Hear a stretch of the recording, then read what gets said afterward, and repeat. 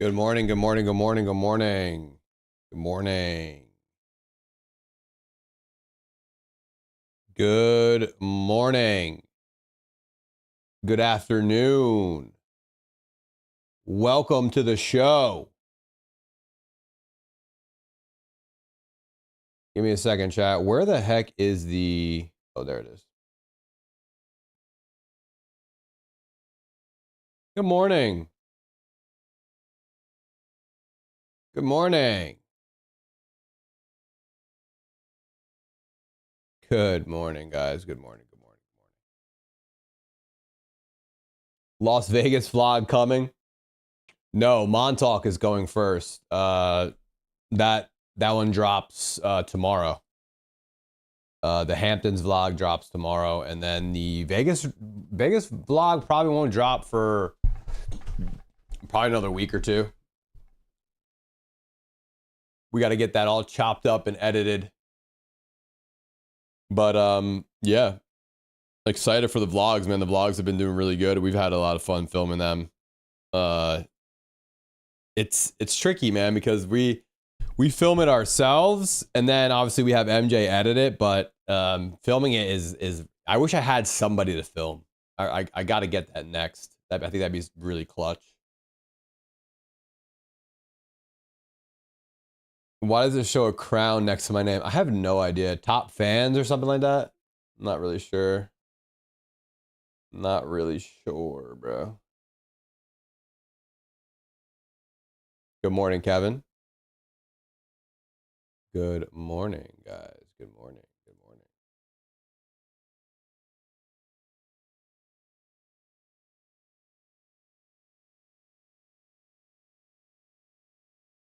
Your wife needs to film. She is filming. She does film. But I want to have her in the vlog because, you know, she's a funny personality, and you guys really haven't got to see much of her because she's always filming. Oh man. Here we go again, bro. The markets are closed. Tell me somebody said that right now, dude. There's no way somebody said that already, bro. There's just no way. Good morning. Good morning, Gomez. Good morning, kid from Brooklyn. I can film PJ. That'd be awesome. I damn well know PJ is going to show that beautiful long from yesterday. Oh, yeah, we're definitely going to talk about that long that I missed the fill on, but read it perfectly. But yeah, we'll talk about that. And then I believe we're going to talk about, let me see what else I have marked up on my charts today. We're going to talk about another long that we took on Wednesday, August 6th, around 11:30 for 100 points. That was a really good trade. And then if we have the time, I'd love to bring on, I don't know if he's here today though. I don't know if he's here today. Let me see if Gaines is here today, bro. I'd like to bring Gaines on for some conversation. If anybody wants to come on for Q&A later, we can also do that. I think, are you here today? I think some of the best educational sessions that we can have on these Saturday mornings is when people come into the live stream and they actually ask me questions face to face, or I guess camera to camera, or bring your chart to the stream so we can look at it and break it down that way, because I have fun doing that. I have fun like actually like going into your chart and seeing where you made a mistake and where you could have improved or where you were accurate. So I think that stuff would be pretty cool.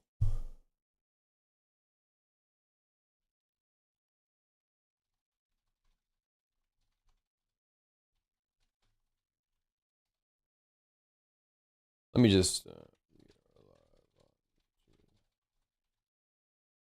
yeah, I don't know if Gaines is I don't know if Gaines is here today. If you guys see him in the Discord, tell him that I'm looking for him. He might not be here today, which is totally fine. He needs a day off. My boy been working hard. He's been working hard with the Bookmap stuff, so Man, so if you guys are just tuning in, you're a free member, you're not in the premium just yet, I will tell you that we've implemented something new this week, which actually seems to be very, very powerful. I don't know how to use Bookmap at all, but we have somebody in one of our head moderators, Gaines, if you guys know him, I don't know what I'm talking about. The coffee's not through the system yet. He's like literally a wizard with a Bookmap. And honestly, I think with ICT and Bookmap, I think it's an insanely powerful combination. And knowing where price action trading is knowing where orders are, right? Knowing where stop losses are. Let me switch over to the chart real quick. So knowing where stop loss orders are is obviously very important because that's going to be where the manipulation happens. But having, gains on here with the Bookmap knowledge now is like, honestly, I think like next tier, because now we know like, hey, if there's no orders resting down inside this 1 hour gap deeper into the gap, really, they have nothing down here. We don't really even have to worry about another manipulation. Like we can start looking for these inversions to be valid. And that's super powerful because now you're not even guessing where that next manipulation is going to be. It's like, oh, we have no more orders resting here. We just grabbed all of them. So I don't know, I'm excited to see how far we can go with this Bookmap and ICT combination. I personally don't have enough screens to run Bookmap and run the charts and mark up the charts and talk to the Discord and execute trades. So having Gains literally in my left ear, just calling that stuff out is like super, super cool. So if you guys have been in the premium, you saw this week we did implement that, and I think it's great that we're doing it, and then we'll be doing it next week as well. So super excited to see where we go on that.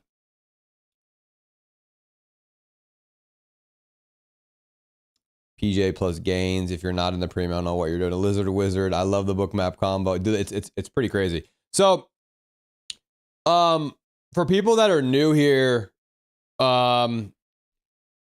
just to give you a little, well, I guess enough about me already, but I'll give you guys just a little brief rundown of who I am, because I know we have a lot of free people that show up to these sessions. I've been day trading since 2016. I started in the crypto world. I wasn't one of the first, but I bought Bitcoin at a very, very cheap price in 2008 and sold it for literally a $5,000 gain. I wish I never did that ever in my lifetime.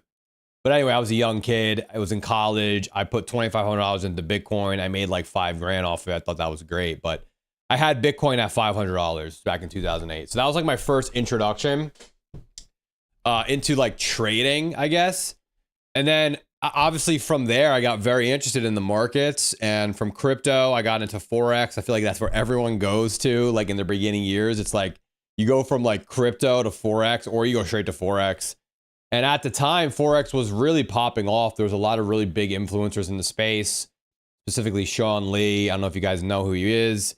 Q Banks was always big in that space. He's still big now, but I got really interested in trading and really interested in learning, about trading. So went from crypto, went from Forex, traded Forex for about 4 years. Did options in between, did stocks in between, the whole meme stock era. I was involved in all that crap. And then I found futures and right around COVID time, and that's where I had a lot of free time on my hands. And that's where I dove into the ICT 2022 mentorship, learned it fully, took a year off of trading actually. Literally was just learning that entire program for a year, notes, back testing, the whole nine. And yeah, once I learned that, man, it was like a whole new like world opened up. And I feel like a lot of you guys are probably in that same situation now, watching me do this and learning from, ICT. But that just exploded my trading. And then I've been trading futures since around 2009, 2020. So like almost coming up on my sixth year actually of futures trading. So I am a full-time day trader. Long story short, full-time day trader. I run the #1 futures Discord in the world. And yeah, I come on here on Saturday morning to give you guys some free education, free value. I give you tons of free YouTube videos and free TikTok videos, but you know, I just love educating you know, traders because I wish I had it. I wish I had it when I was coming up in 2016. We didn't have the stuff you guys have now, man. Seriously, the learning curve is like cut in half, really. So with that being said, I'm just going to go through Friday's trade idea. And the thing that I want to really, you know, smash into your guys' brains is these trade setups always look very similar. And at the end of the day, if you can cement what these look like into your brain in real time, you're going to start seeing it a lot faster because it's all pattern recognition, right? That's all it is. It's pattern recognition. This is price action trading, pure price action, pure pattern recognition. Obviously, we need certain confluences all line up and make sense. But the more that you guys look at this, the more you're going to be like, holy crap, these things all look exactly the same. So, for example, like this was Friday's trade setup, right? And the key component to the way I trade and the way that you guys really all need to be trading is higher time frame PD arrays. Okay. As you can see, this market breaks out on Friday, August 8th. Okay, we get this massive, nice little breakout candle at the open.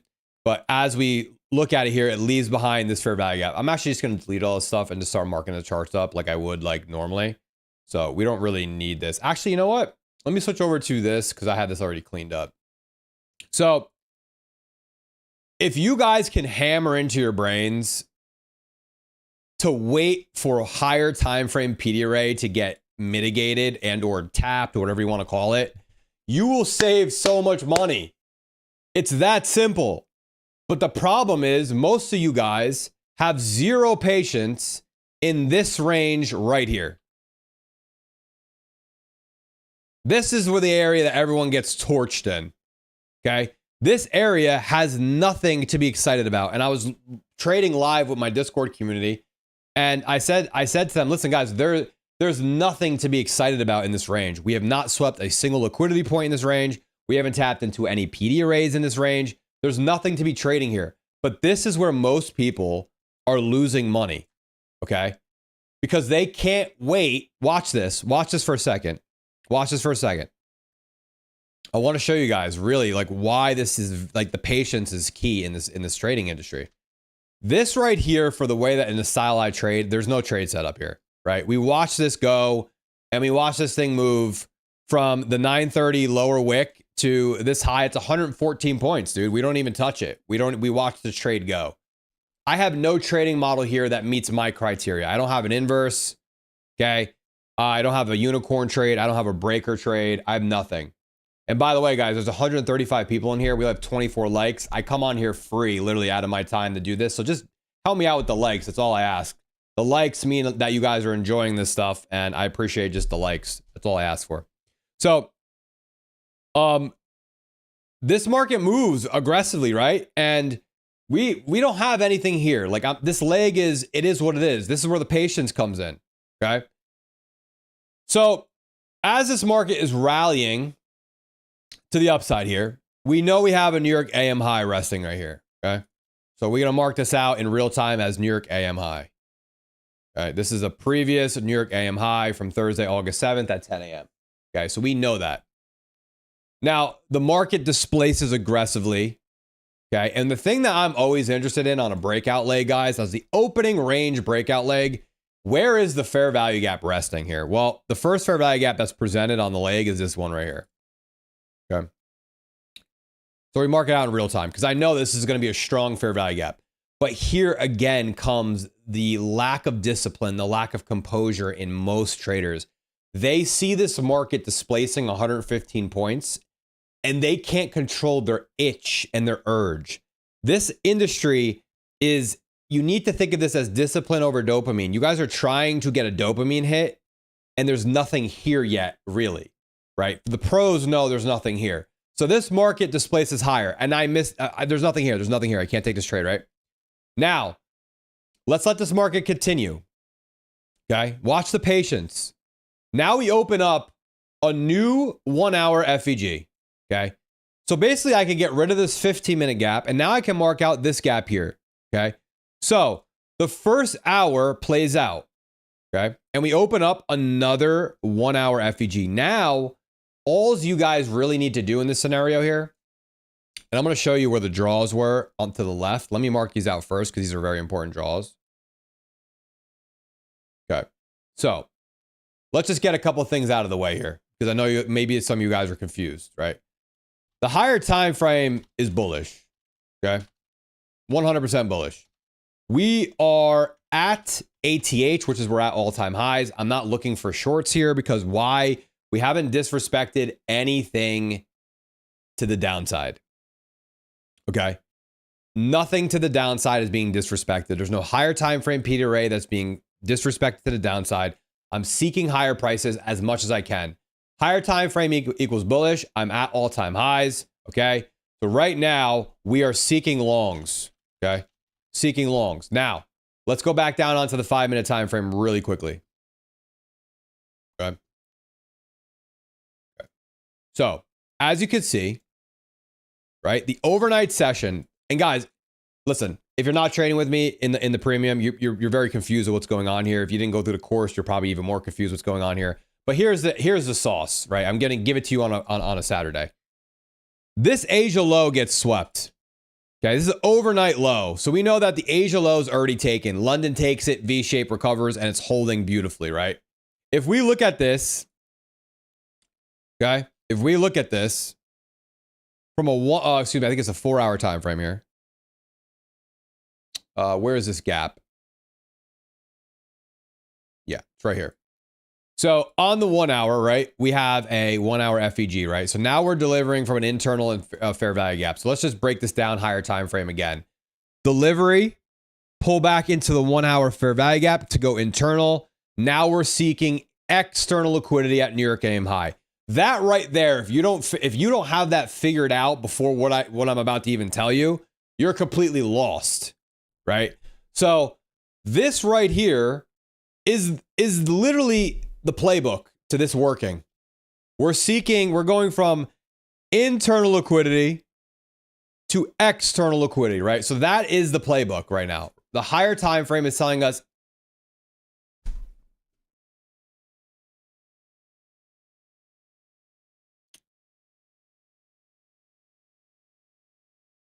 okay, this guy's gone. Have a great day. Okay.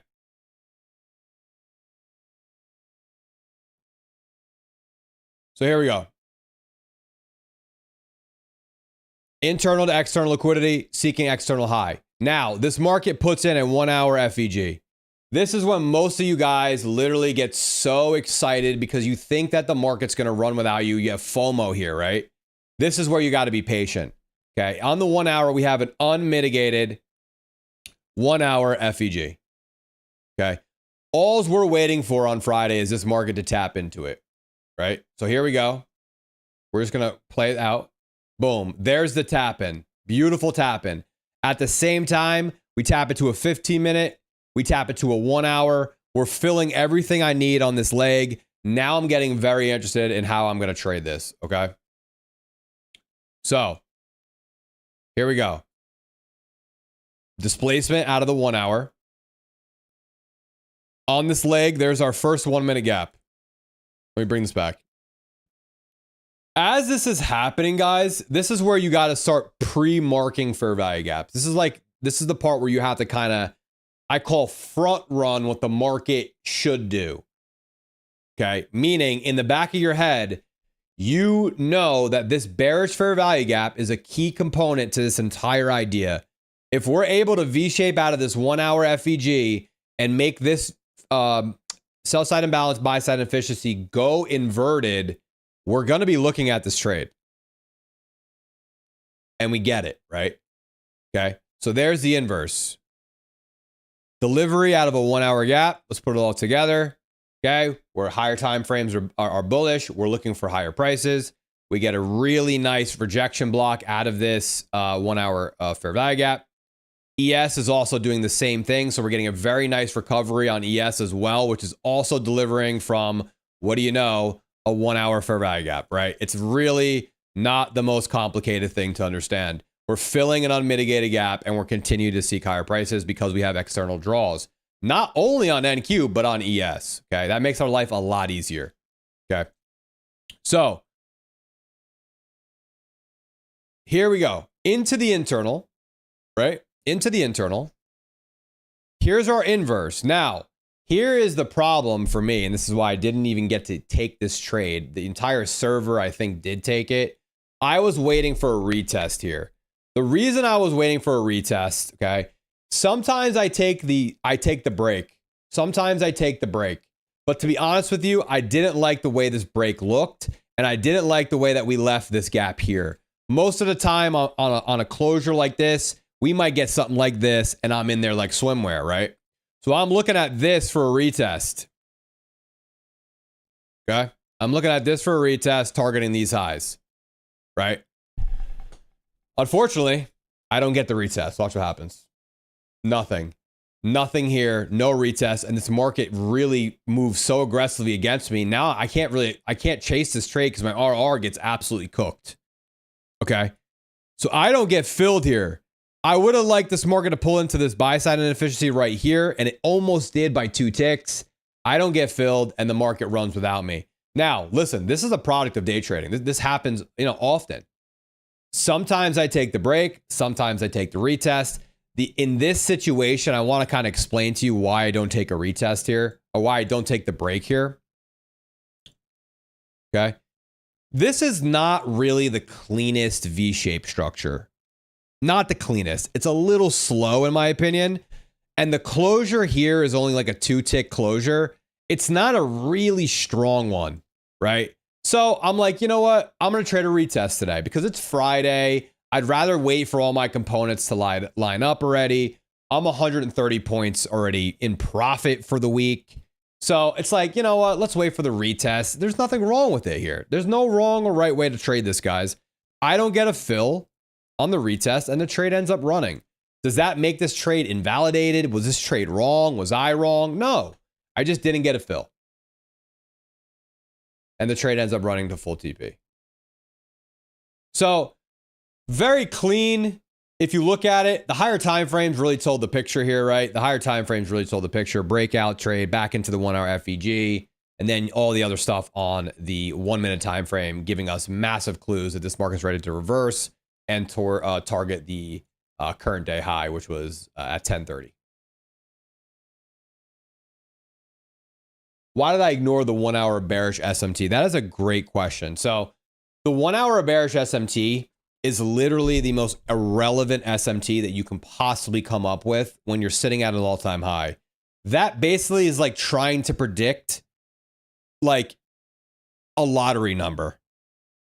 Think about this. We are at all-time highs on the weekly time frame, on the monthly time frame, on the daily time frame. What is a 1 hour bearish SMT going to do for me there? Is that going to trump every other time frame I just discussed? No. A lot of people are so obsessed with SMTs, you guys get into so much trouble because of it. A 1 hour SMT at a weekly and all-time high, an all-time high is going to do absolutely nothing for you. So I'm not concerned with the SMT at all.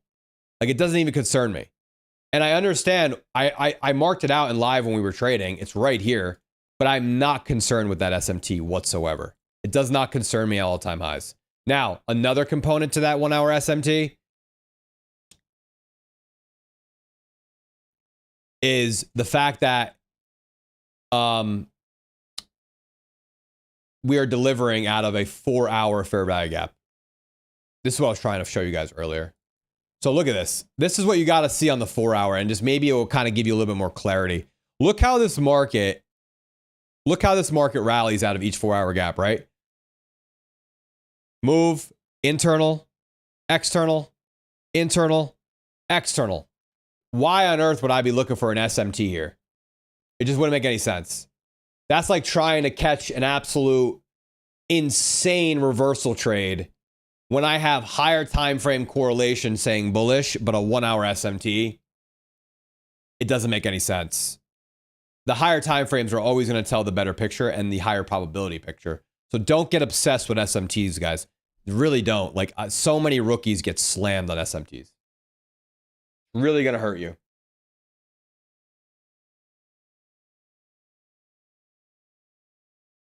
I know you average about 25 points risk per trade. What's your average win in points? My average RR sits right around 1 to 2 RR. I don't know the average win in points is specifically because it's kind of a little bit chalked because sometimes the trades are ES, sometimes they're NQ. If you like the move enough to set a buy when it was missed by 2 ticks, why didn't you manually enter? Just trying to understand the thought process behind it. Because that's not my rule. That as a day trader, guys, you only have your rules and your rule set. And my rule was today that I'm gonna basically play defense and let that defense turn into a good offense. And it did, except I didn't get the fill that I wanted here today. I didn't want to chase price up in here. And now look at my RR turns into a 1 to 7. If I got it down here, my RR turns into a 1 to 3.54. I'm fine with missing the trade, man. It's Friday. I'm already up 130 points. You guys got to know when to really attack and when to slow down. It's also August. Notoriously, the S&P 500 has just performed really, really bad in August. Obviously, this is probably a different scenario since we're in the middle of a tariff war and stuff. But yeah, I just don't want to chase price there. It doesn't fit my rule set for that trade. If I break a rule just to get into a trade, that's going to come back and bite me in the ass at some point in time. And I've done that as a rookie trader plenty of times. And I will not do it anymore because it's setting yourself up for disaster down the road. So good V shape and good speed and candle closure means a retest not really required. That is very true. Yeah, if I get a nice aggressive inverse off of very nice clean V shape, a lot of the times I am already in this trade on the break and I just I adjusted accordingly. On this one, I wanted to see a retest. I don't really trust these type of V shapes, but this ends up working out really well out of the 1 hour gap.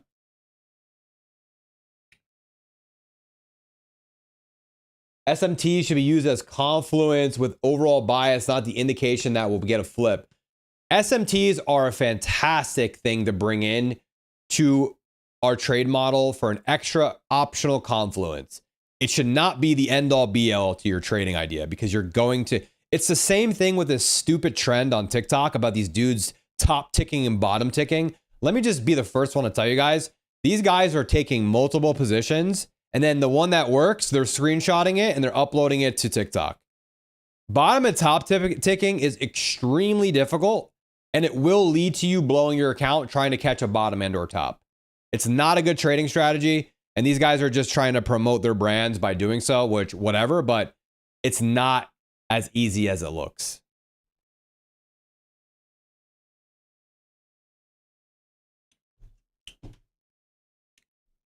Hey, PJ, I just passed the 550Ks. I always blow up near payout. How much micros do you recommend trading? And at what profit do you recommend sizing up more?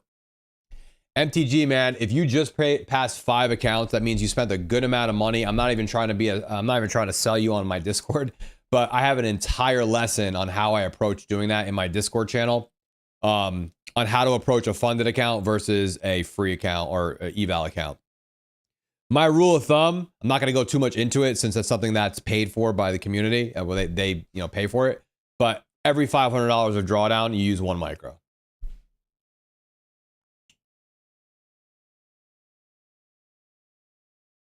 Yeah, I'm down 800 trying to copy trade top ticking. I'm telling you right now, Rogue Roblox, as soon as you eliminate trying to top tick, bro, you might actually turn your trading month around.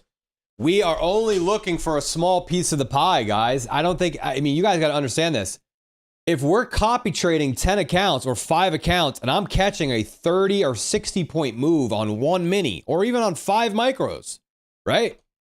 For example, look how much money this is.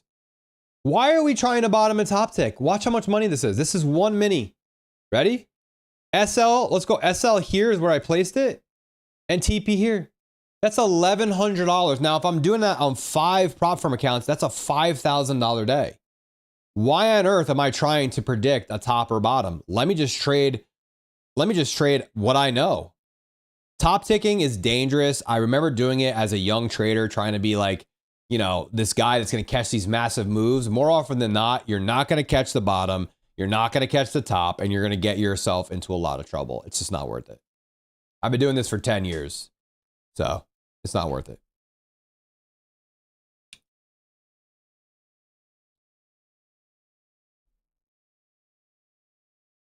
A lot of you guys don't realize it, that the rules that are implemented in a lot of these prop firms are actually good for you guys because it forces you to take profits. A lot of you guys can't take profits, man. You're so greedy. You want to catch the entire home run move. When in reality, if you look back at your stats and you say to yourself, hey, if I had taken the $200, $300, $400 trades for the entire month, where would I have been? Ask yourself that question, because that's a scary question to look at those stats. So that's Friday's trade setup. A nice, beautiful internal and external move. And we'll move on to our 100-point trade setup that we took. I believe this was on Wednesday. We had a big week, man. We only had 3 trading days. Oh, no. How many days did I trade this week? I think I traded a couple times this week. I forgot.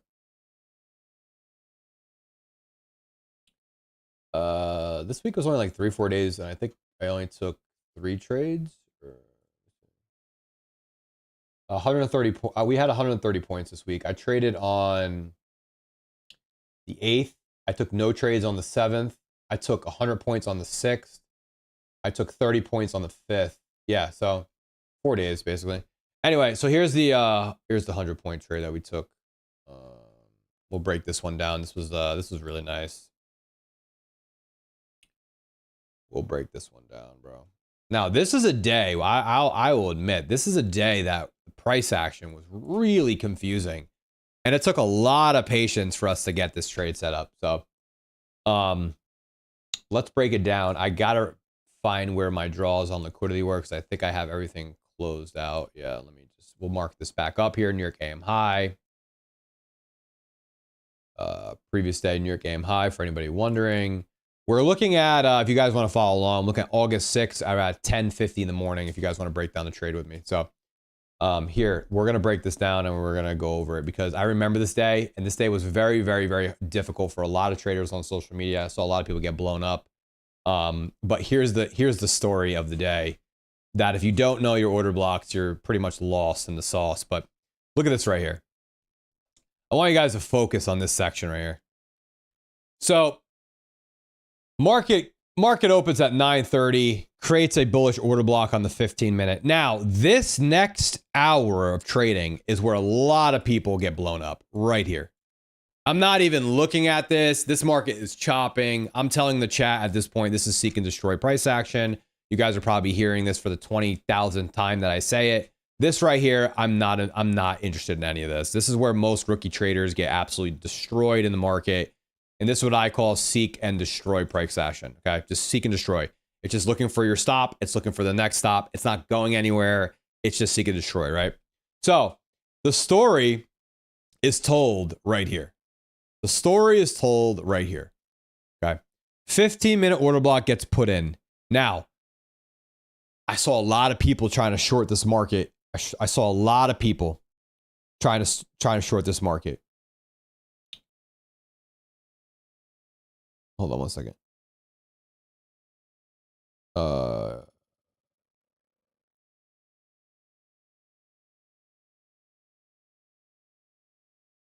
Sorry. Okay, so I want to talk to you guys about this 15-minute order block and how like it really got a lot of people confused. So a lot of people on social media, I saw a lot of the traders, they were like, oh, well, we have this built up LR to the downside.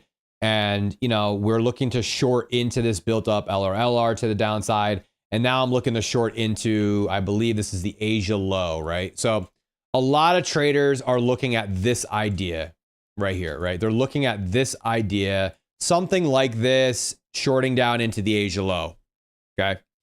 But what happens is, these 15-minute order blocks hold for an hour straight. Look at this, an hour straight. Wick in, closure higher, wick in, closure basically the same location.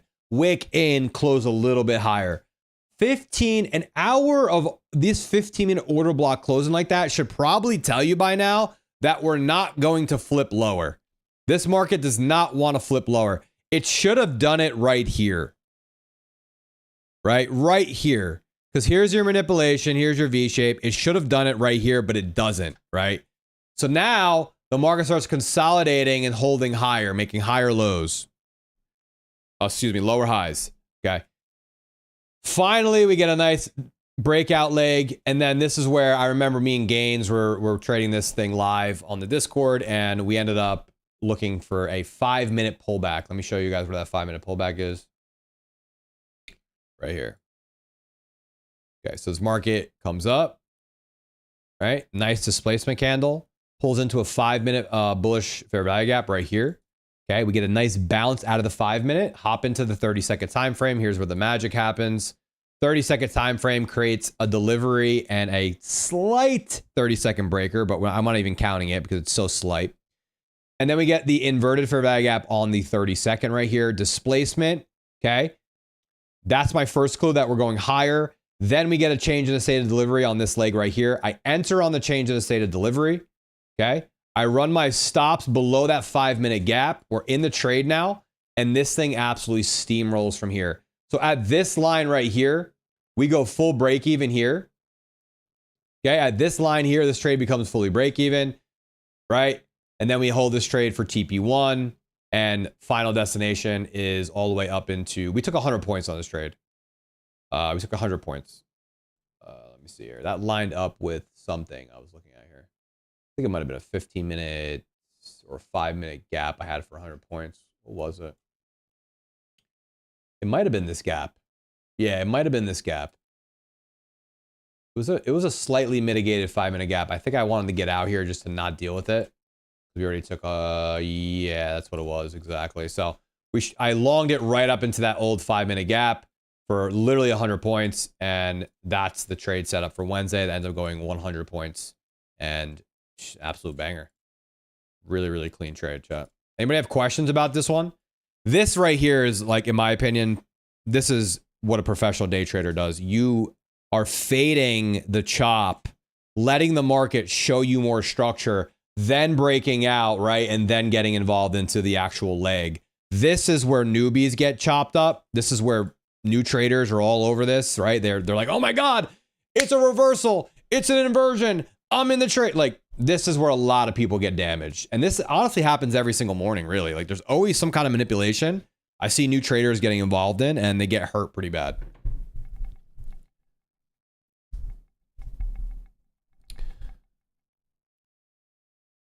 Lewis, I've been in other Discords, and PJ's Discord has been the only one I'm inclined to stay. Tons of value, and he won't hesitate to tell you if you're being a degenerate POS. Oh, I definitely won't, man. I definitely won't, because I want somebody to tell me that if I was doing the same thing, right? If you're being a degenerate POS, this is not the business for you guys. I mean, you guys don't understand. This is a $1 trillion profession, and most of you treat it as a video game or as a side hobby. The amount of money you can make in day trading is literally limitless, and it's the golden era of prop firm trading. I mean, I don't understand why you guys wouldn't take this serious. You can literally change your life in a year.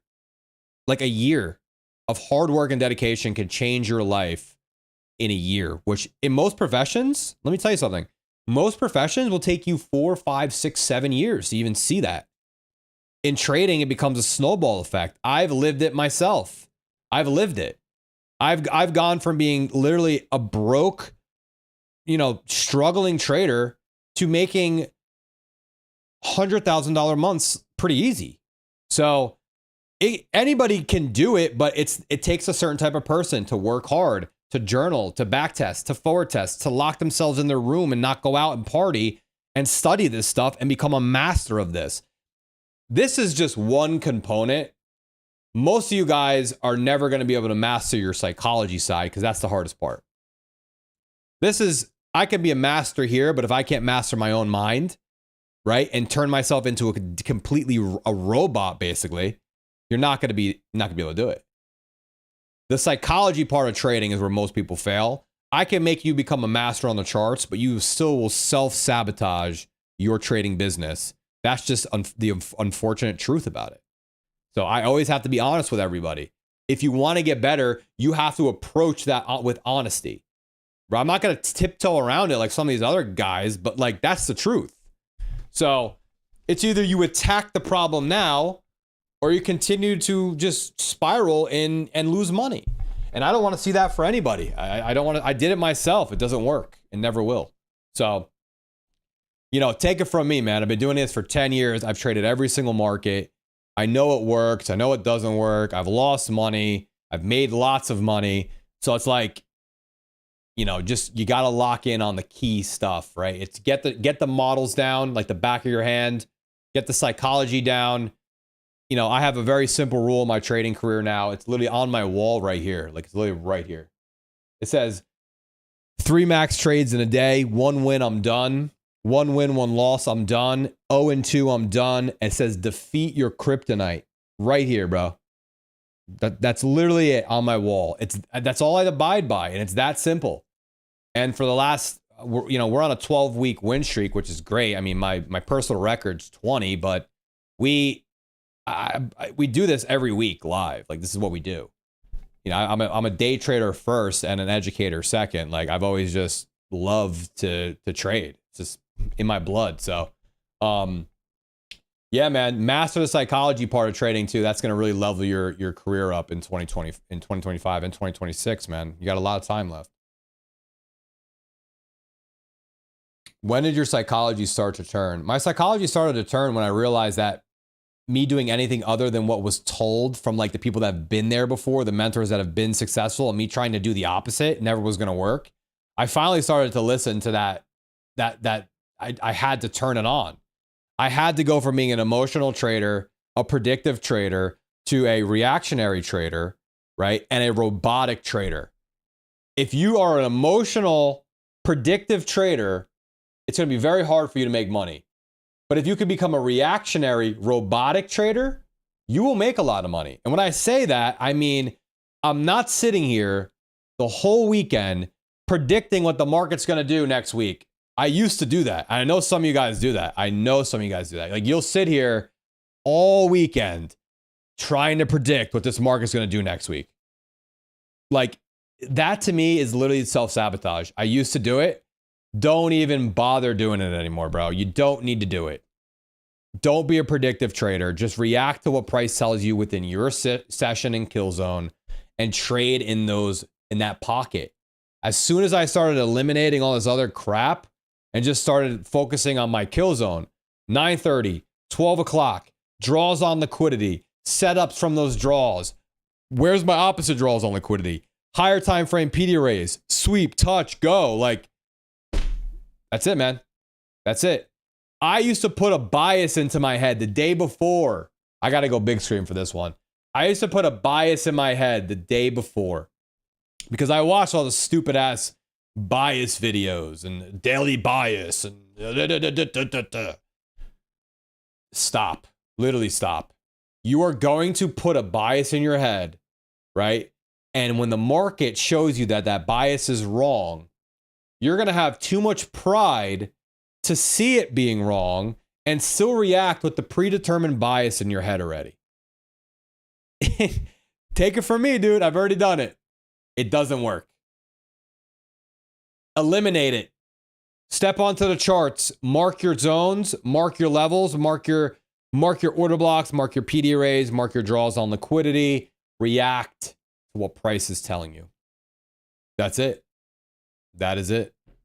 It's not that difficult. I don't have some kind of, I don't have some kind of like, you know, hidden strategy or hidden code or end all be all to trading. It's just, you got to simplify this stuff, man. The best traders in the world that I know personally are literally, I don't even know how to say this, but some of like it's the simplest form of trading that you would just be like your jaws to the floor. Like that's what you're doing. Like that's how you're making money. Don't overcomplicate it. Please don't overcomplicate it. So with that being said, this trade setup was just, you know, super clean, man. 100 points, changing the state of delivery, delivering out a 5-minute gap, not getting caught in the chop here. Draws on liquidity are all higher, resting higher. Higher time frames are higher. I mean, it's really hard to be a counter trend trader right now. I say it to my group, like, listen, if you're gonna counter trend trade, like you have to be in and out of the market. Here's an example, right? If you're gonna be a counter trend trader, you have to be in and out of the market. right? Now, I know a lot of people saw this this was Wednesday, and a lot of people were like, why didn't you take the 5-minute inverse fair value gap? Why didn't you take the 5-minute fair value gap? Okay, listen, first of all, we're not sweeping anything in this range. Like, we're just literally not sweeping it. We're not delivering out of any higher time frame PD right here. Okay. So I don't really, actually, we might have been delivering out of a 1 hour. Let me see. Wait, I can't tell because this thing is, no, I hate this bar replay. Anyway, long story short, I'm not looking for shorts here on this 5-minute inverse. It's just not, it's not giving me the tickle to get involved. Again, I see the LR built up and I see the Asia low below. I just didn't get involved in it. I didn't like it. Something was fishy, man. Sometimes that's just like being a trader for 10 years. Something doesn't look right. And watch, if you were to take this short trade, I remember the chat saying, hey, why are we not taking this? I said, listen, if you're gonna take this, it has to be a quick one. Look, you could have taken this. I believe because took something like this, and then I mean targets would have been this low, but it never even got there. So you have to be out of these shorts pretty fast, right? It never ends up delivering that low. So basically, if you're shorting these higher, the higher time frames right now, you got to be scalping. But actually, it's 72 points, so somebody probably make money on that. You plan on reviewing Friday session too? Moshi, you're a little late, man. We already did it. Yo, go through good order blocks and bad ones. Bad order blocks, man. That's not even a thing. A good order block looks exactly like this, man. This is a 15-minute order block, right? That's what they look like. There's no such thing as a bad one. If you're asking me what's a lower probability order block, a lower time frame order block is lower probability. I like to use like the 15-minute plus order blocks. Those are usually pretty solid. So as you can see, this 15-minute order block is a good order block or a strong order block, however you want to use it. ICT mentorship 2022 talks a lot about entering on a fair value gap. Do you not use that model? I use fair value gaps all the time, man. I use fair value gaps all the freaking time. They are a huge part of the way I trade. This model right here, the one that we took, let me go all the way back to, I deleted like my setup. Let me go back. I'm not sure how far back this thing will allow me to go. Where's my markup? There it is. So you're asking me about fair value gaps for entries. Yeah, I mean, we use these all the time. So let me break down. Let me break it down for you there, brother man. I wish this thing would be a lot easier to use. But anyway, so as you can see, this market displaces higher, right? And I don't know if you missed this part of the lesson so far, but this market ends up putting a 5-minute fair value gap in here. Okay, so here it is right here. You see it? Here's the 5-minute bullish gap the market ends up putting in after holding the 15-minute order block for, I think, 4 consecutive candles. Okay, so we're holding, right? Puts in a bullish fair value gap, and here it comes right here. Let me see if I can slow it down for you. See how it pulls right into that 5-minute, taps it. Okay. Now, if we bring this down to the 1-minute time frame, okay, we bring this down to the 1-minute time frame right here. You can see that we are looking for a potential, the 30-second time frames where I was looking at this. We're looking at an inversion gap right here. So we're delivering out of a fair value gap. So whoever asked this question, we're delivering out of this 5-minute gap, which is key. 30-second inverse, and then we get the change in the state of delivery on the 30-second. So that's your entry right here. And then we're just running this all the way up into here, and then eventually it's a 100-point trade. So the key component is, you see how this is delivering out of a 5-minute gap. That's the key, man. You really want to, you don't want to be taking trades up here because you're going to get stopped out, wide stops. You know, you want to wait for that to pull back in, show strength from the zone, right? Show strength from the zone, from the PD array, from the 5-minute. And then you can get into a trade model from there, confirming the trade.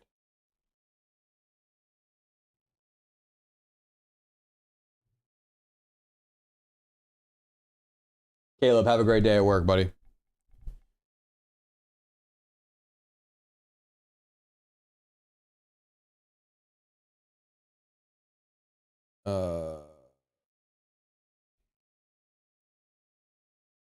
What are you watching, bro, with that question? What do you mean, Reed?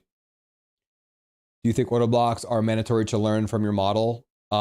Just so you guys know, order blocks are basically a higher time frame breaker is a lower time frame. Excuse me, a higher time frame order block is a lower time frame breaker. I don't know if that makes sense, but you should definitely learn what order blocks are.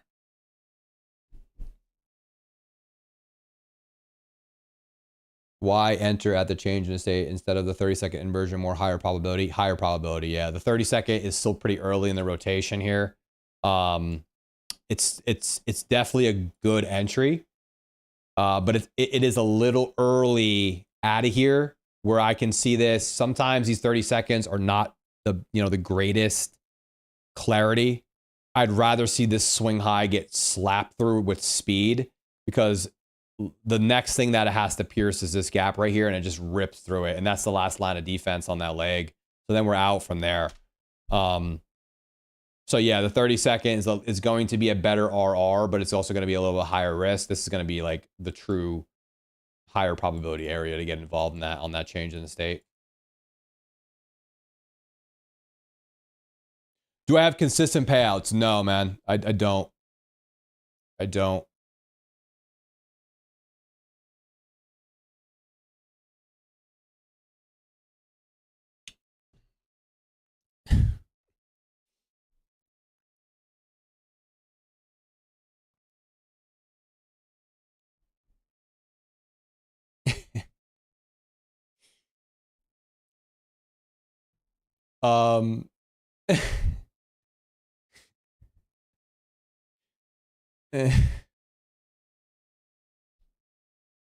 Watching from the Philippines. Hey, welcome in, Romeo. Thank you. Appreciate you taking your time to give the knowledge. Of course, of course. Do you have an LLC for your trading business? Yes, I do.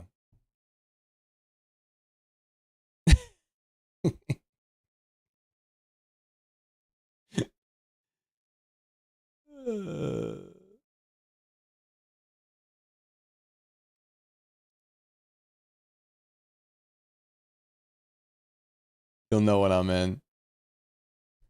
Oh, man. You gotta love it. You gotta love it. So yeah, we get in on the change in the state of delivery there on that 30-second time frame, and the trade ends up turning into a really good 100-point trade. And we have a lot of guidance from Gaines in this trade too, because Gaines was reading Bookmap during this trade setup, so it actually gave us a lot of clarity as to where and how long we wanted to hold this trade for, and it ends up becoming just a beautiful 100-point trade.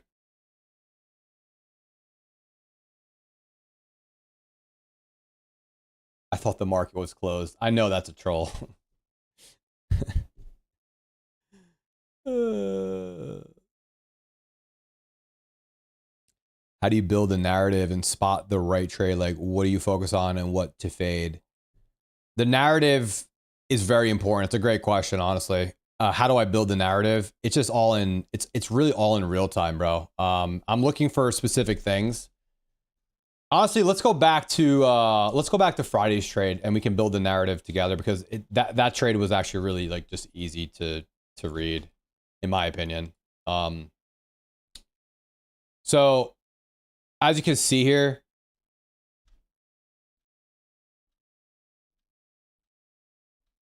I'm still thinking about this. Something funny in my, never mind. I'm still thinking about something funny. Shit.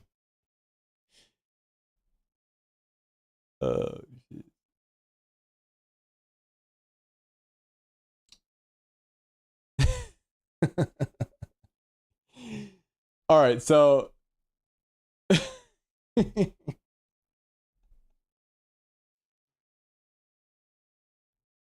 okay, so this is the narrative for, this is how I really like to build the narrative. Okay, well, let's just think about this for a second. The higher time frame narrative is bullish, right? So we're seeking higher prices. I'm not really looking for counter trend trade shorts, right? In this scenario here, the market rips out of the opening bell, just rips, right? 117 points to the upside. So that's pretty much telling us that we're probably going to be bullish today. And notoriously, on a Friday, when the market does that, we get what's called a TGIF trade, where it's just a continuation of bullish trend and we keep going higher and higher and higher. So the narrative's kind of already there, predetermined. Now I'm just looking how I can get involved in the narrative, right? I'm looking for this market to now, we're breaking out. I'd like to see this market pull back in. Can you guys see this here on YouTube? There's a little wick into this, not a little wick. It's actually pretty, it's like 20 points. It goes back into the 1 hour gap. Can you guys see this?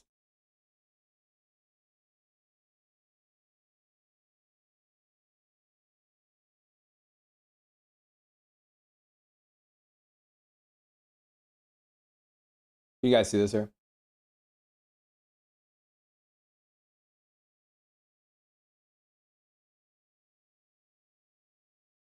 So that's the narrative basically at this point is higher time frame bullish, breakout, pulling back into a 1 hour gap. Okay, the narrative's built in there. And then now once we have this narrative and we have the pullback, it's really a matter of just identifying the model within the lower time frames to take, an execution off of. So it's really not that complicated when you're looking for like narrative building. Down here is like where a lot of people just are getting like, messed up and beat up here. I mean, this is like overnight action, so we don't really have to worry about it. But, the narrative comes in real time. Like we're building narrative the whole time. Higher time frames are bullish. Can I get the lower time frames in line with the higher time frames so we have higher time frame alignment? And then can we get a PD array to get swept into? And then can I get a model out of that PD array towards my draw on liquidity? So, yeah, I don't know if I'm like answering that question 100% accurate, but it's really, a narrative building is definitely a big part of day trading. But the narrative always plays hand in hand with the bias. So, you got to get those two right. And then the draw, really, if you guys can just get the draw correct, a lot of the times you're going to make money regardless, right?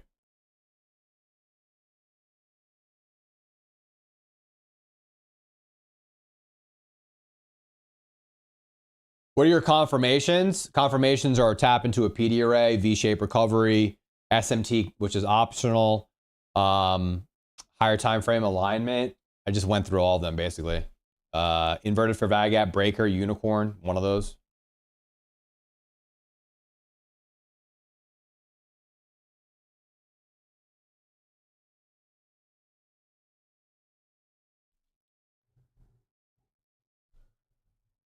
Yeah, so I mean that's usually like the checklist that really meets the requirements.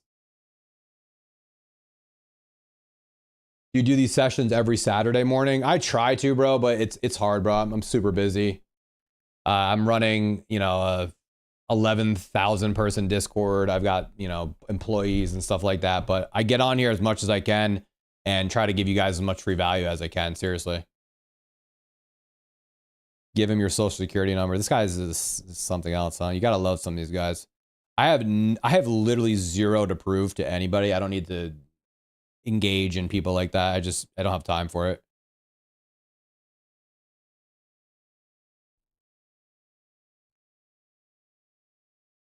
If you guys want to see how I trade, just show up to a live trading or just go look at my stats from the last 3 months here, dude. We're up. We're on a 12-week winning streak, and we do this in front of 700-800 people at a time. So it's like I don't think I need to improve anything.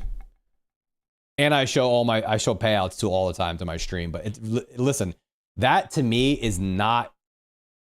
That's not motivating to my traders. I'm not sitting here trying to flex all the money I make on prop firms. That doesn't do anything for me.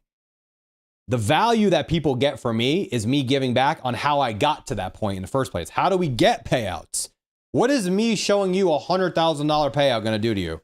It's just it's just a flex. It's gaudy. It's cringy to me. It's weird. I'd rather just be like, here's how you get to 100K. Here's the setups right here. Use them. I'm a little bit old school. I was born in the 1989, 1990s.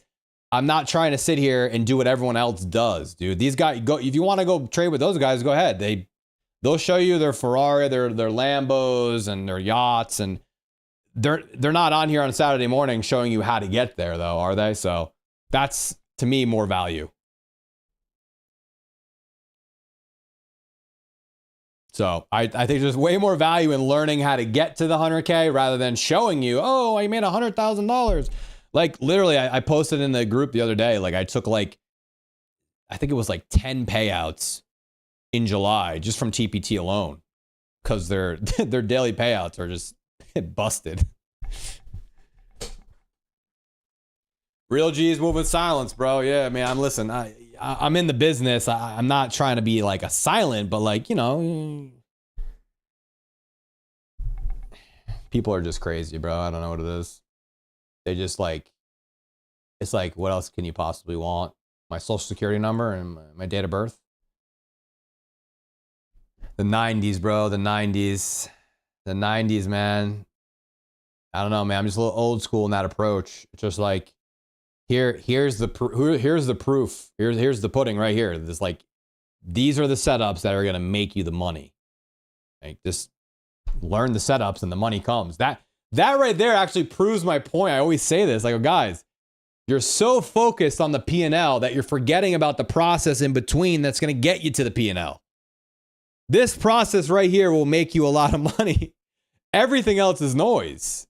So learn this, the money comes. And I when I was a rookie trader, I was the same way that dude was, really. I gotta get the Lamborghini. I gotta get the McLaren. I gotta get the money because I'll get the girls. Like, I didn't realize that, damn, all I had to do was focus on this, and then the rest of that stuff really starts coming with it. So, you know, you gotta, it's just maturity levels, man. I'm 36 years old. Like, you just get more and more wisdom as you go.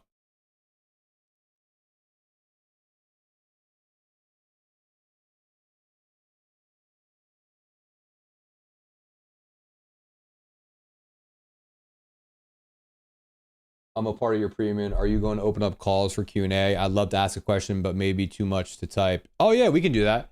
I forgot. So if you guys want to do a Q&A really quick, I can bring you on a Discord. If you guys are not already in the Discord, make sure you're joined. We got a free Discord and a premium one. So join the free one. And if you want to get on for a quick Q&A here, we can do it because we've got some time. We've got another 30 minutes. So I figure we do some Q&A stuff. So if anybody wants to get on, hop into the Discord, type it in the free trading chat.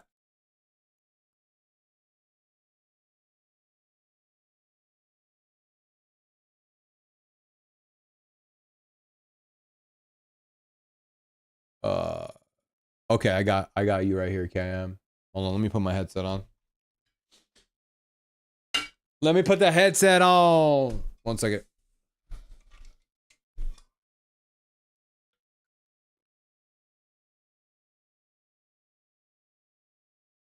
I need some agua. Been drinking too much coffee. All right, let me get KM in here. I think, is KM a premium member or pay, whatever? So.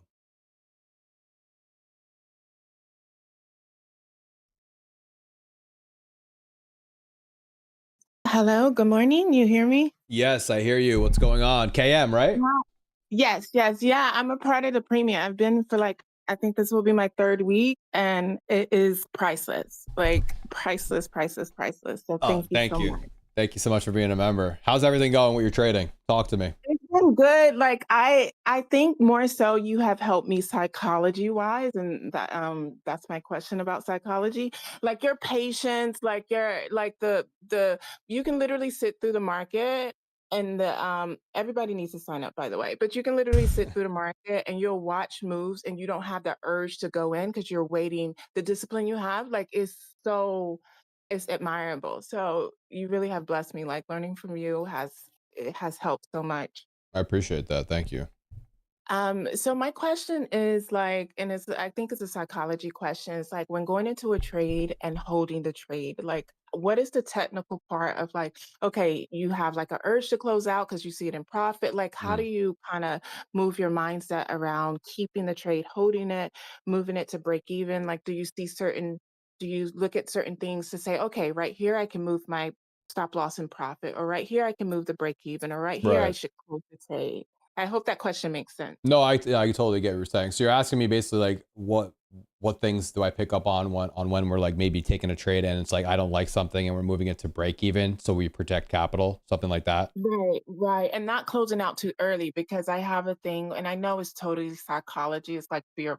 Greed doesn't bother me. Like I'm not greedy out, but fear of loss. Hmm. Um, how do you work on that? Um, you the thing that really like kind of flipped the switch for me was always focusing on what the draw on liquidity is and trusting the draw on liquidity. Because if you don't have trust in the draws on liquidity, then obviously you're always going to be kind of second guessing your trade setup in the first place. Mhm. I just have a very high conviction in the trade setups that I trade, and I know that this business is based on literally probabilities.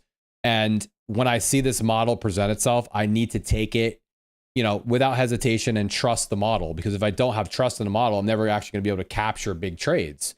So Yeah.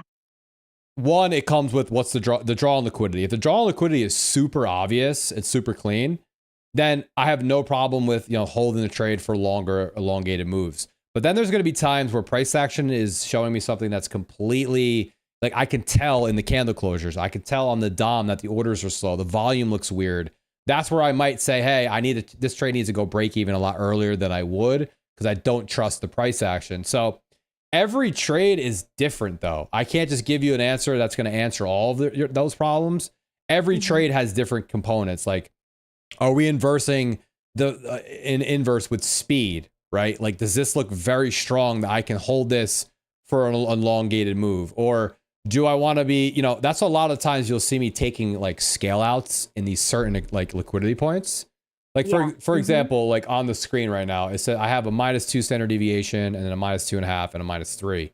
This area is an area that I definitely would like to see traders scaling out part of their positions here, whether it's 50, 60, 70%.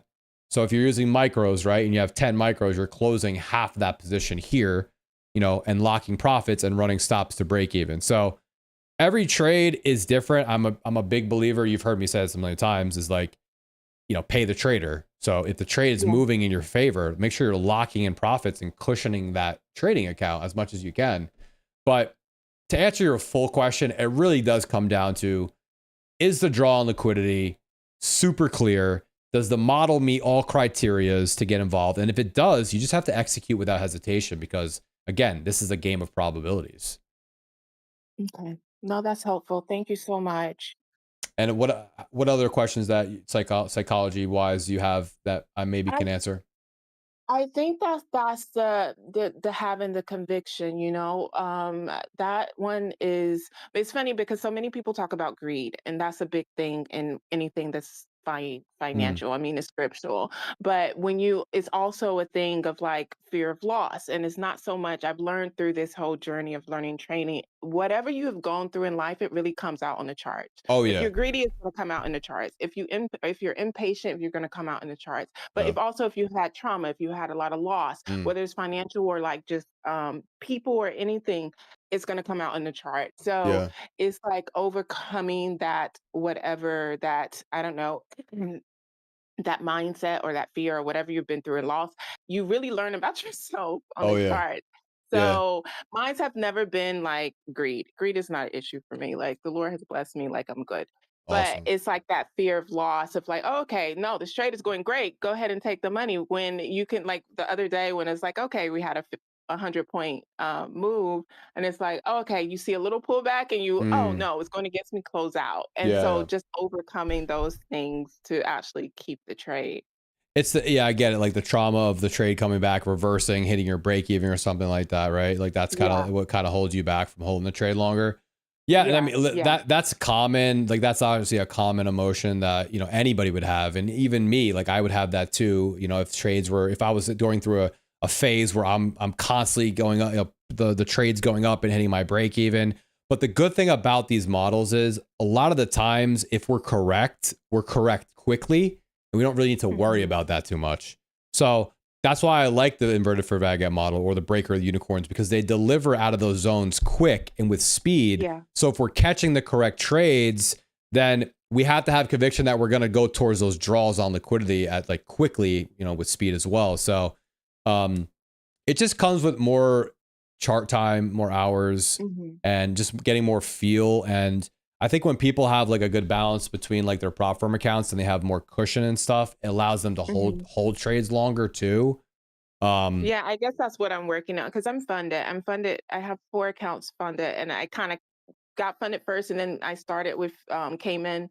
to your premium like 3 weeks ago. So Mm, just I think that will also help is building the cushion. And I feel like I'm going about that slowly, but I guess I'm not risk like I have my risk set probably lower than a lot that's would good. starting, but What it's what account? What account are you working on? I have 4 Apexes, and then I'm working on I want to get my funded futures So I think the reason that you might have a little bit of fear with the Apex is gonna cause that issue because the intraday because of trailing. yeah, the intraday trailing drawdown is always going to cause people to get very worried about their trades coming back to break even and or going into profit and coming back against them because it's going to eat up your intraday. So Hmm. that, in my opinion, Apex is something that you want to use on the side. It shouldn't be a main account because it actually forces you to Okay. trade. It forces you to trade a different way than what we want to be trading, right? It's holding trades Hmm. and catching these moves. So Apex is a great base hit company. Like get your base hits in, get your accounts above buffer, and then you can start trading the regular, like the normal way.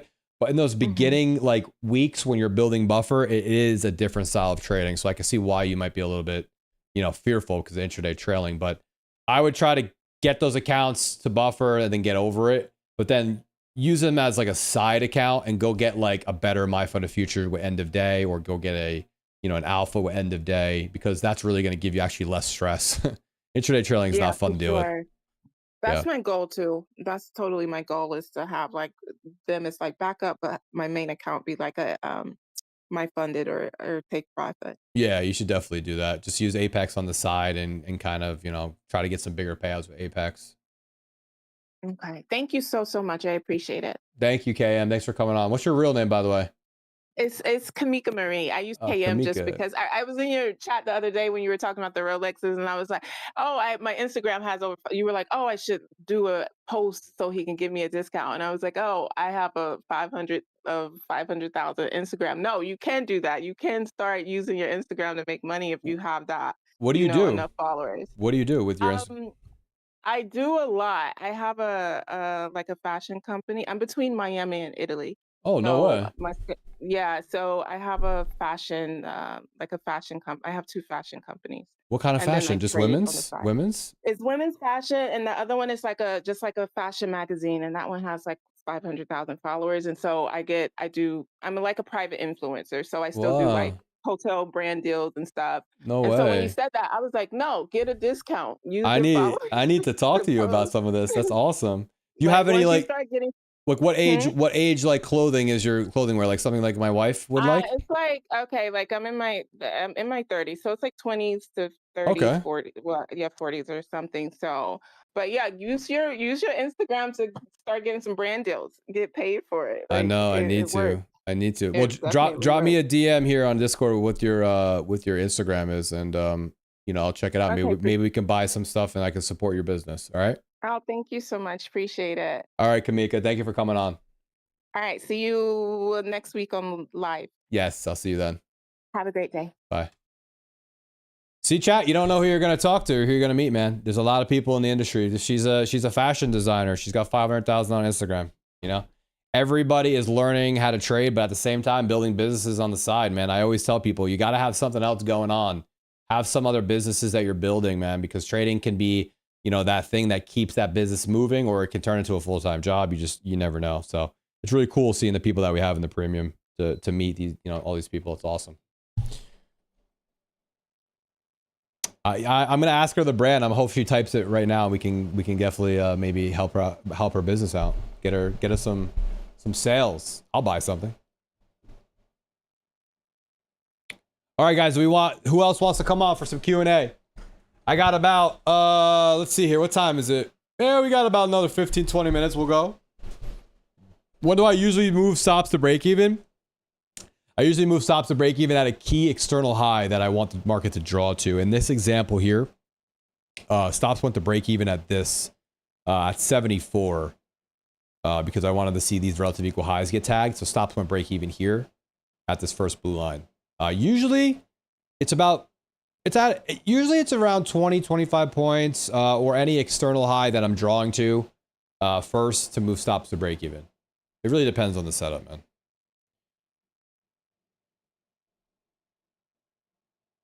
PJ, what's the difference between the other high there where you could have taken an inverter there as well. Why wouldn't you take an S up? I can't really understand what you're saying, brother. What's the difference between the other high there where you could have taken an inverted for very good? The other high there. I'm not sure what that means, man. This one? No, you talking about this? Any free Discord access? Yeah, we do have free Discord, man. We have a free and we have a premium. The free has a lot of value as well. I mean, obviously, that's all I do is give free value, I guess, these days. But a lot of value in the free, but you will not get all the benefits of the premium, which is live day trading, my course. Well, it's a starter course. It's not a full course. We might work out a full course at some time, but the starter course is plenty. Premium education, which is education uploads pretty much every week. Trade reviews, live trading in the AM with me, live trading in the PM with KWT. We have 2 traders, so AM and PM sessions are covered in the Discord. And then we have 2 classes a month for premium members. And on top of all of that, I give out, like, no joke, probably 5 or 10 accounts a week to premium and free members in the Discord. So if you're not in the Discord to some extent, you're probably missing out on winning something. So,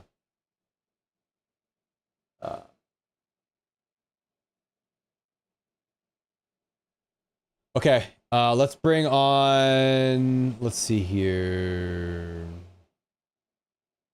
Let's bring this guy on here.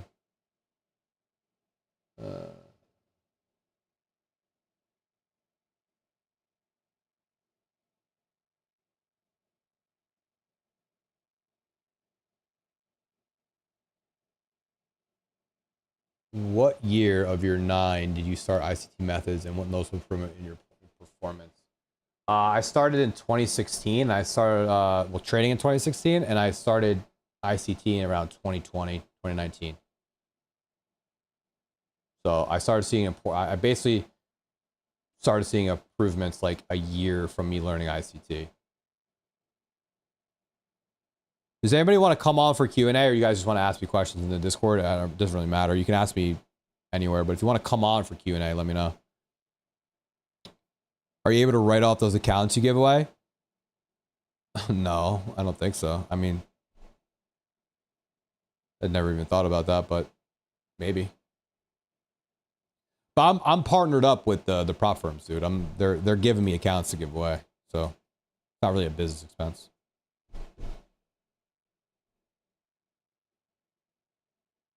Summer, go into the Discord and let me know who you are in the Discord.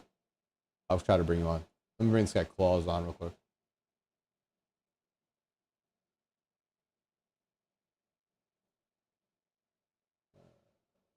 Not sure how to bring this guy on, bro.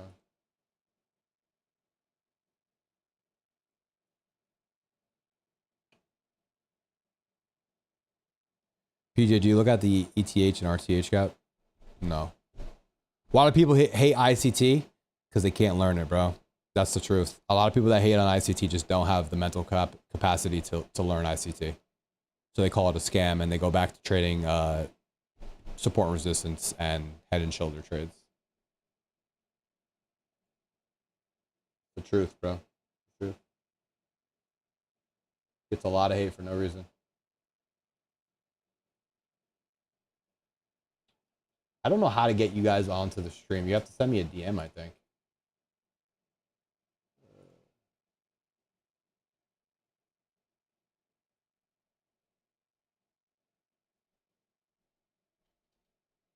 Okay, here we go. Let me get this guy on. KS Smith coming on.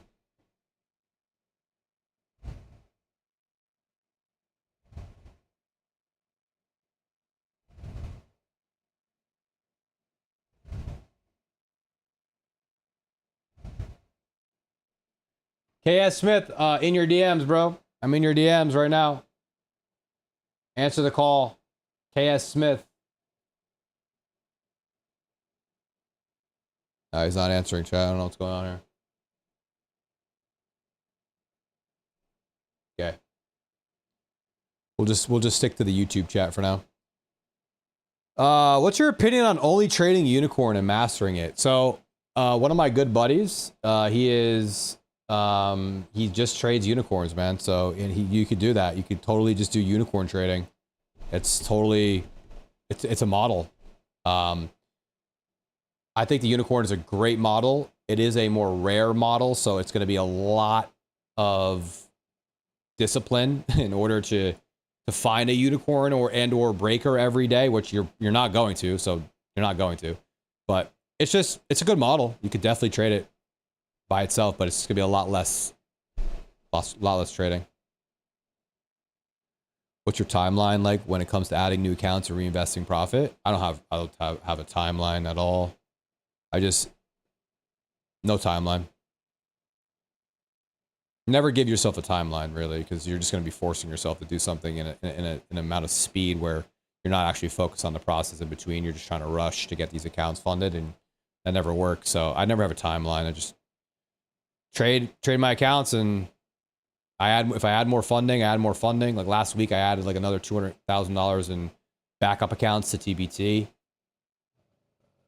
Yeah, so there's no timelines.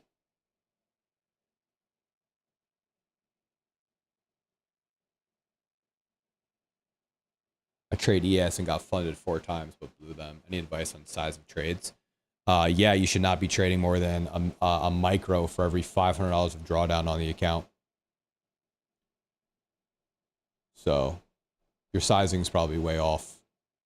On a funded account with $2,000 worth of drawdown, you should be trading a max of 4 micros. Anything above that until you get higher into buffer. So for every $500 you would add another micro. How many accounts can you bank on the firms? You can, a lot, dude.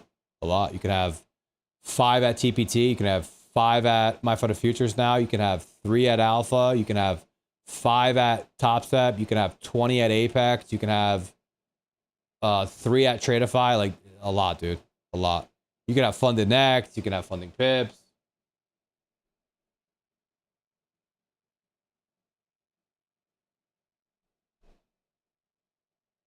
All right, let's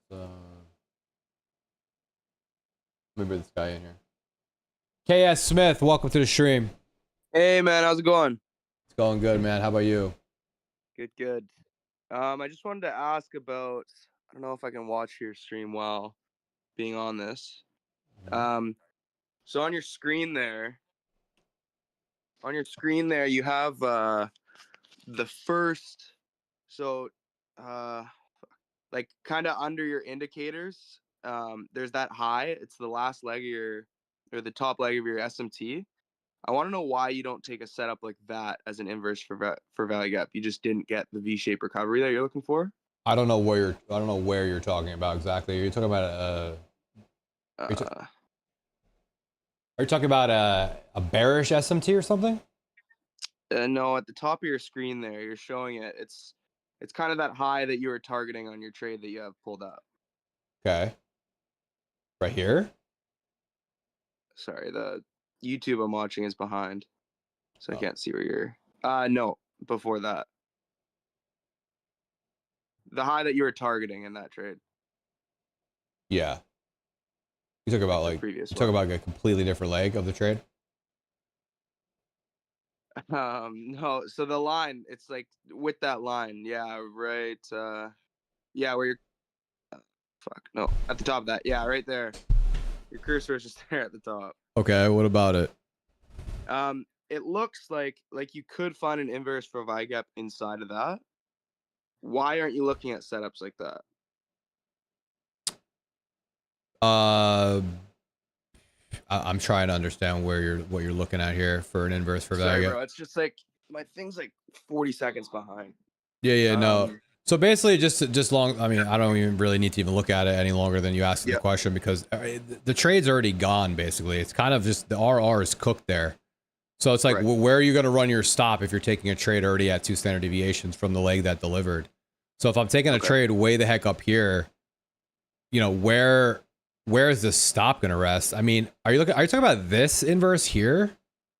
I don't know if you can see it. I'll keep my thing on the screen. Might be talking about this, maybe? Yeah, maybe legs like that. Yeah.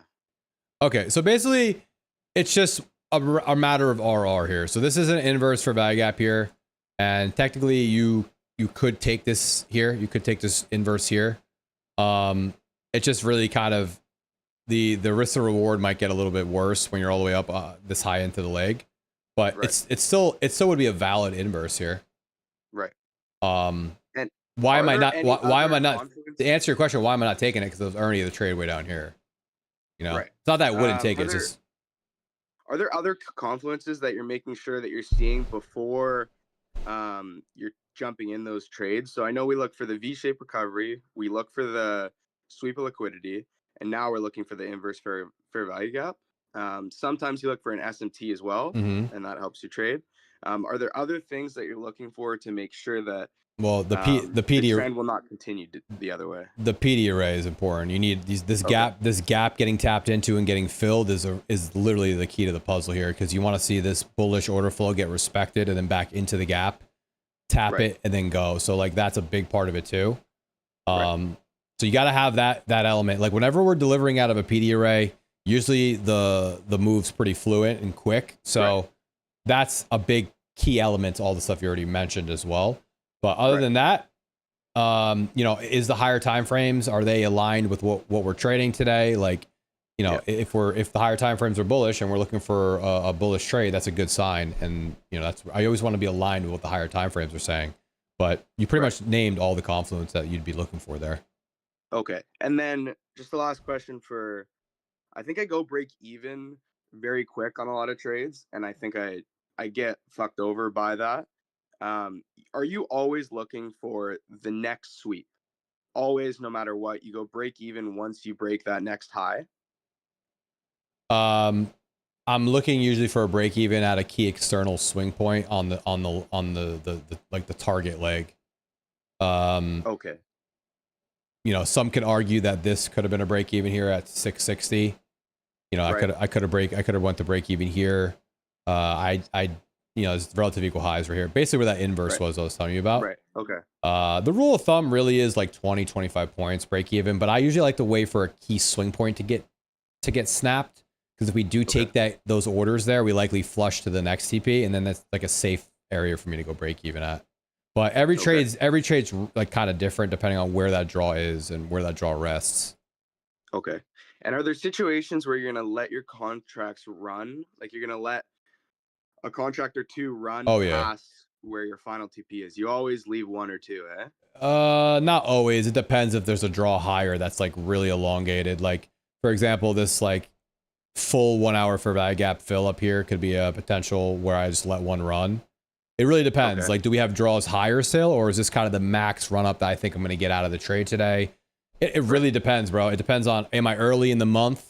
Do I want to take a shot at getting ahead in points early in the month? Am I later in the month? Am I playing defense that week? Like, there's a lot that goes into it, but a lot of the times, yes, I will leave like I call it a little micro that could and just let it go.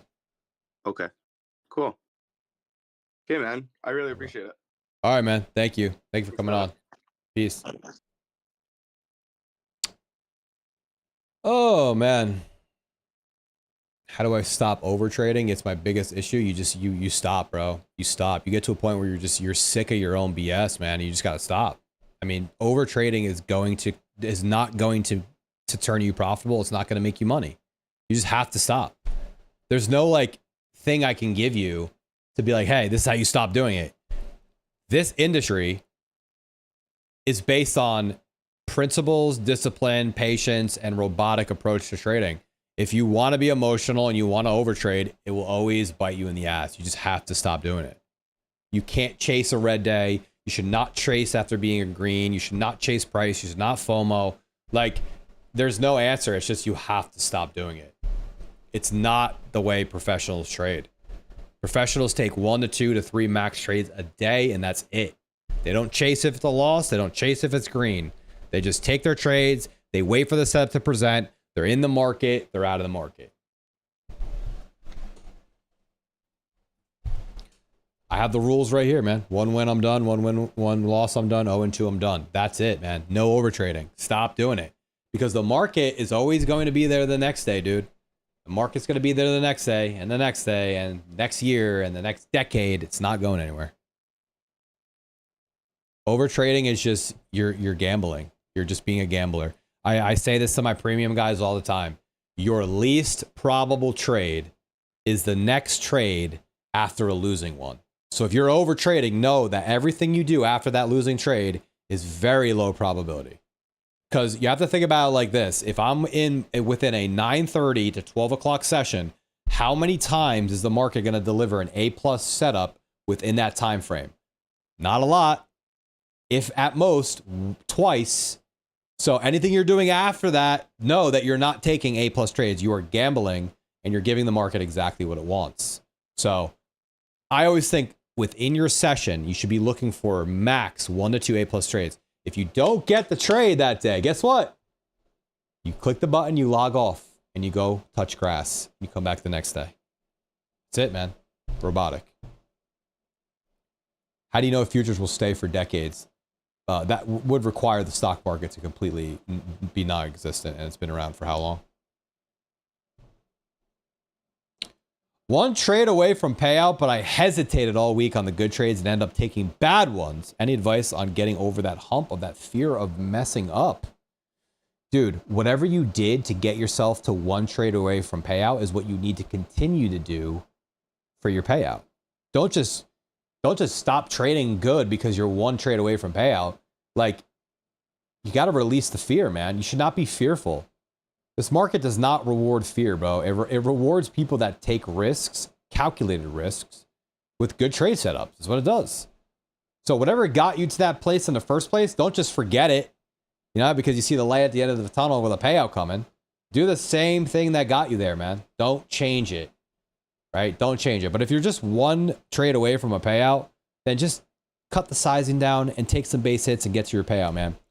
The psychology of getting a payout really will help you in the long run. So I recommend just getting to payout.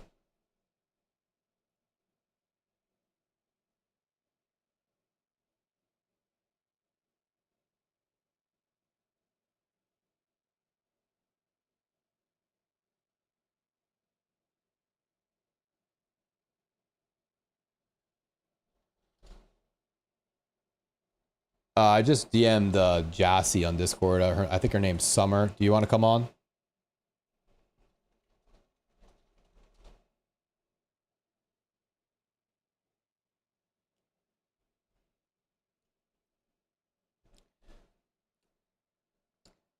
I'll never understand people hating on PJ. This guy's taking time out of a Saturday to spit absolute fire. People just don't get it. Hey, man, in life, if you have people that are hating on you, that means you're doing something right. I just cut through the noise and I get to the people that really truly matter, and it's the people that want to learn. So, you know, you just gotta take it on the chin, bro. That means we're doing something right.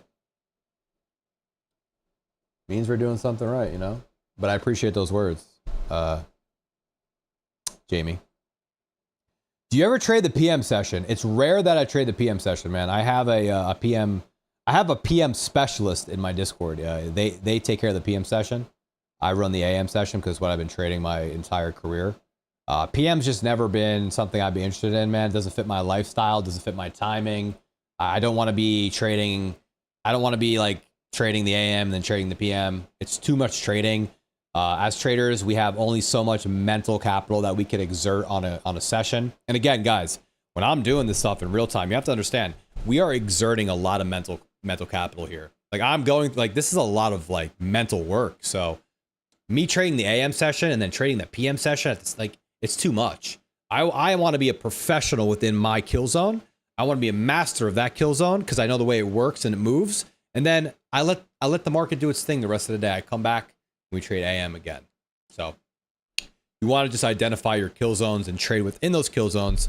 And it fits my lifestyle, man. I want to be done trading by like 12 o'clock, go to the gym, enjoy life, work on my business, and do all other fun stuff, you know?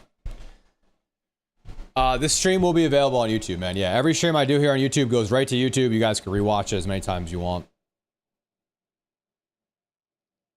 How do you get into the premium chat? You just got to sign up. Go to the Discord, and the free Discord, go to get access, and you can just pay to get into the premium Discord. Guys, it's crazy, man. I'm just super blessed to not only be in this position to be, you know, hanging out with you guys, giving you guys all this feedback and having people watch me. But really the growth and the community that we've built on this Discord is unbelievable, man. We have such great people. We have such great students. We have such great just mentors and admins, and it's just it's a great community to be in. We've grown literally, I think, the fastest at any Discord I've ever seen. We're top 100 on WAP, and it's just a true testament to the community and what I'm building here and what I've, you know, prayed to have with a trading community like this, man, because there's so much toxicity out there, bro. It's just, you know, we built a very safe space for people to learn and become really good traders. And the testimonials, man, the profit and loss channel, if you guys are not looking at what people are doing, then go read what they're doing. I don't have to tell you. I don't have to prove it to you. Go read it. Go read it. So we're really changing people's lives. We have a homeless person in the Discord. A homeless. He's on like a Wi-Fi from McDonald's and he made $2,000 the other day. Homeless. Doesn't have a house, but he's got a phone and he's trading. And we're trying to get him out of the trenches, man. So we're doing things that a lot of other Discords are just not doing, man. So it's just a really, really awesome time to be a part of the Futures community, man.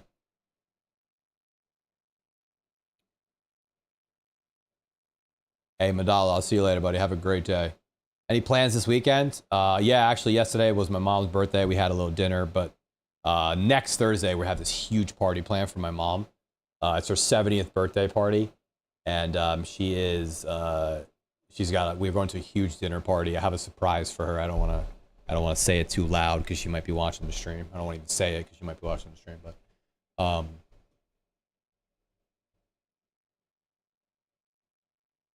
yeah. And then today we have today's my mother-in-law's birthday. It's crazy, bro. Like, July and August are just jam-packed with birthdays. So we're going to a nice Peruvian restaurant tonight for her birthday with the whole family, so that'll be fun.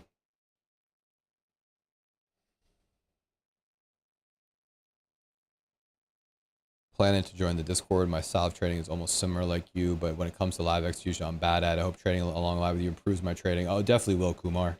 I have no doubt about it.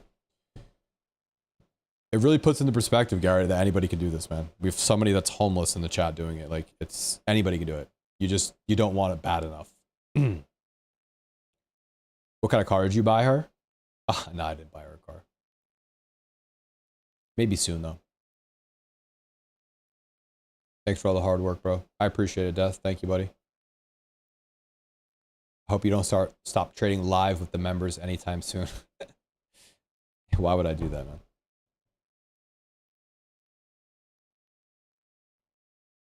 Like,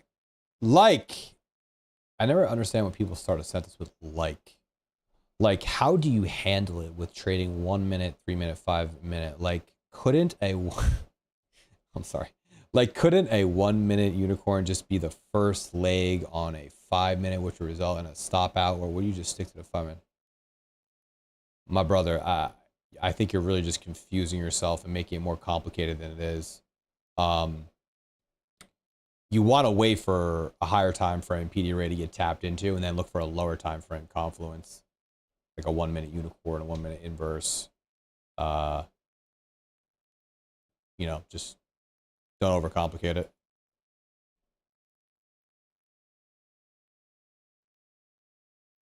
Yeah, scalp, don't say anything, bro. Thoughts on trading pre-market? It's not for me, man. There's not enough volume in that pre-market session. It's never the true move. The true move usually comes at like 9:45, 10 o'clock. I just don't have any care to be pre-market trading.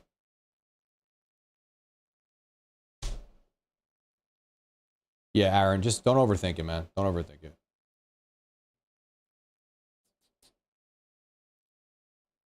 What's a unicorn? That's definitely for another live session, bro. Maybe we'll talk about unicorns and breakers in the next live session. We can go a little bit more in depth. But honestly, I have not taken many unicorn trades this month and last month. Honestly, I really have not. There hasn't been a lot of them. It's been pretty rare.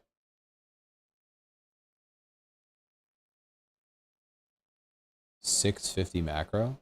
That pre-market macro? Yeah, it's way too early for me.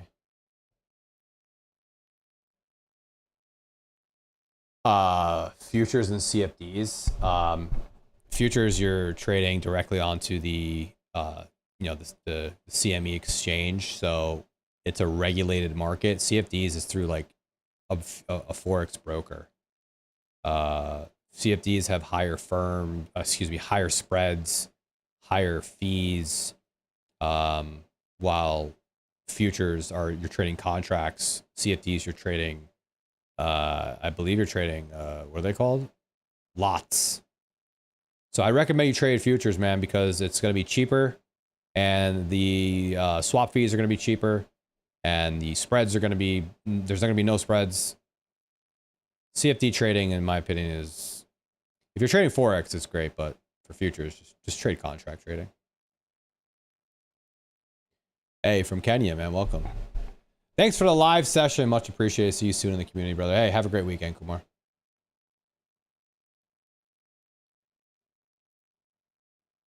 $94 null, man. Have a great one. All right, guys, I'm gonna call it there, man. It's been a great session. We had some good Q&A. I was trying to get this other person, Jassy, on the stream, but she never answered me.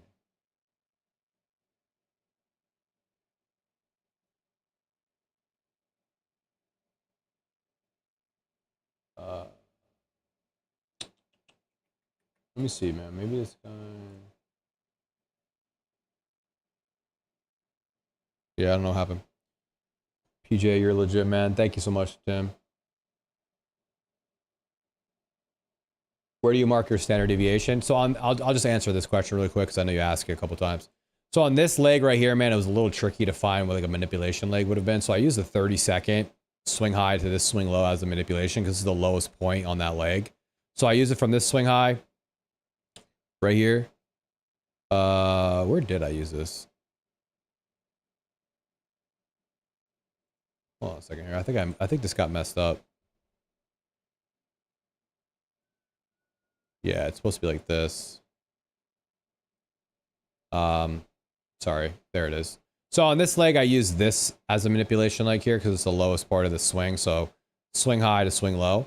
And I used the -1 standard deviation. -2 is going to be where we basically took TP2.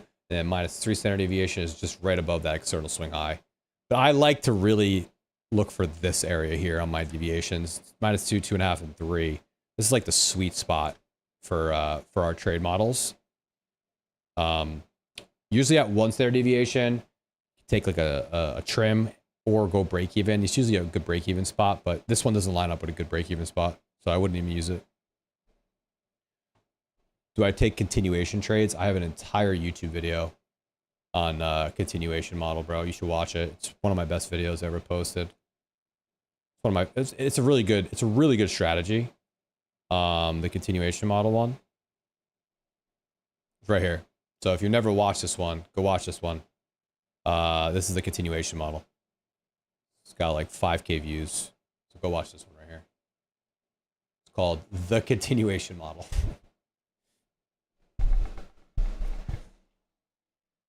Been in premium since day one, and if you're not in yet, you're missing out. PJ is legit and will help you more than you know. Barry, Barry is an OG, bro. Barry's an OG. Did you start mainly on TikTok? Yeah, I built my whole trading, I guess, trading business on TikTok. I started doing YouTube free streams here on Saturdays now, and I post all my stuff on YouTube for long form. But yeah, TikTok. I think we have 117,000 on TikTok, but TikTok's great. But it's really bad for live streaming trading. They don't like it, and they basically flag it immediately, so I haven't been going live over there. How do I get into the premium chat? Jamie, I think you asked that question already, buddy. Go into the Discord and or click on any link on my YouTube. So if you go right here on my YouTube channel, you can just click right here, bro. You can get into the premium right here. Click on this and go into my landing page here, go to premium, pay for it, or you could do $1,000 for 1 year, whatever you guys, $100 a month, or you could do the 1 year thing and join. And then you will be set up with my Discord channel, and you'll get into the Discord, and then that's where all the magic happens. And then inside of WAP, we have a course. We have a course in the WAP, and you can read all the reviews here, bro. 316 reviews, 5 out of 5 stars, bro. People, you guys want to read a really funny review before I sign off? Hold on. You got to watch it. You got to read this review. This guy had me crying yesterday. One of the funniest reviews I ever read. Hold on. Let me see if I can find it.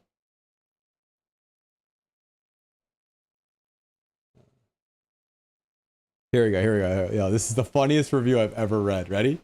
Before PJ, I was donating to the market like it was a charity. My MT5 was redder than a devil's toenails. Then I found PJ Trades. Now my entries are cleaner than a fresh lineup. My stop loss hits less than my barber's missed appointments.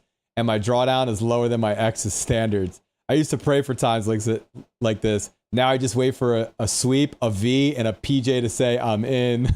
It's the funniest comment. Oh, man. I love you guys, dude. I love you guys. I love these reviews, man. But that was the funniest review I've ever read, dude. You guys crack me up. You guys crack me up. Oh, man. Love it. All right, guys. Have a great Saturday, man. Stay blessed. Stay studied up. And we'll see you next week on the premium live trading floor, guys. Have a great Saturday, man. I love y'all. Peace.